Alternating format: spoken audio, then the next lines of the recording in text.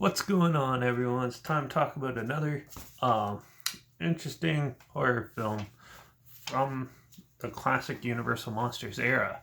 Oh yeah, happy Valentine's Day, by the way. So today we're going to be talking about a good love interest story, The Bride of Frankenstein.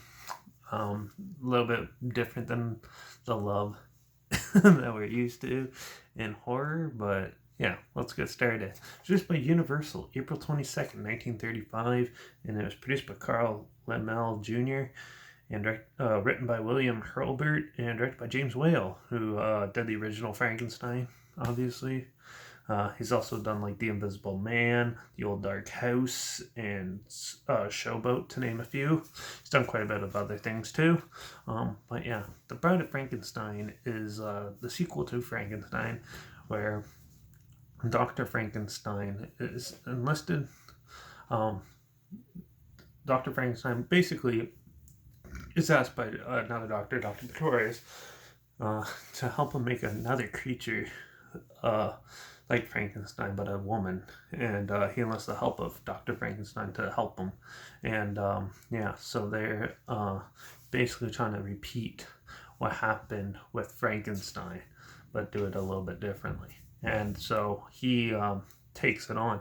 And meanwhile, while all this is being sorted out and agreed upon, the Frankenstein creature is loose and is running through the city, meets a blind man, and learns how to like talk a bit, like difference of food, drink, and all that. So you got to see the monster basically like comedic, like learn how to talk and stuff, and it's really amusing and funny.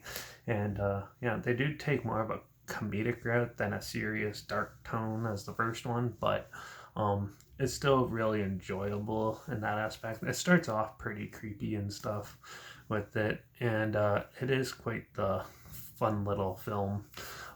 It's only like a 70-minute movie, but it's still quite the fun sequel. This is how a sequel should be. They expanded the world of Frankenstein a bit, and but kept a lot of the same sort of stuff, but changed it up quite a bit. This is how you're supposed to do it, and a lot of filmmakers don't know that. But yeah, it is a really fun and amusing film.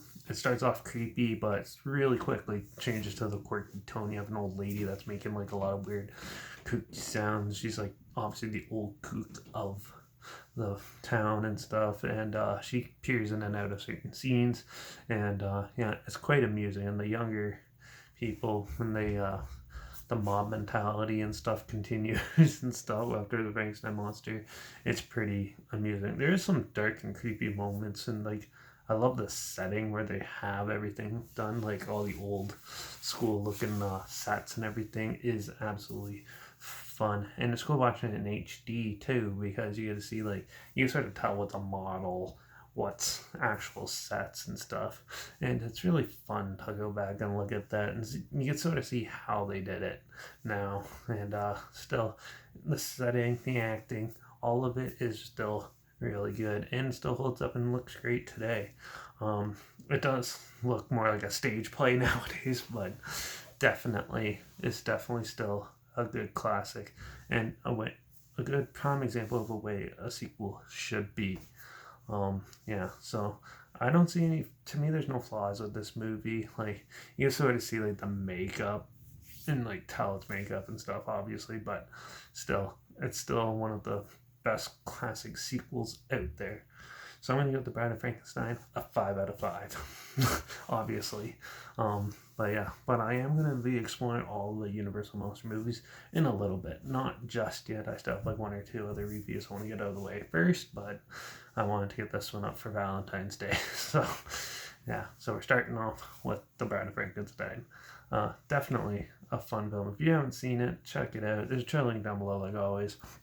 But definitely one of the more fun and entertaining ones, and it's definitely better for like a date night sort of thing, because it's not a serious tone and stuff, but like yeah, it's definitely one of the better ones out of the Universal Classic Monsters canon.